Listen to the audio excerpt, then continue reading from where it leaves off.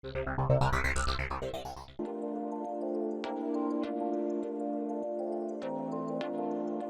learn how to install dual apps. In this A07 mobile, we can use dual apps feature. If you already install Messenger application, example Facebook, Messenger, WhatsApp, Viber, Imo, you can use separately two applications. Let's learn how to enable this feature. Now I am going to install two Facebook applications because one application already installed.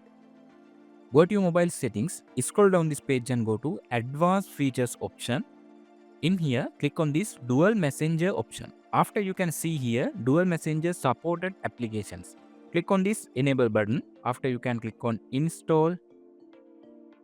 Now dual messenger application is installing. Let's check it now.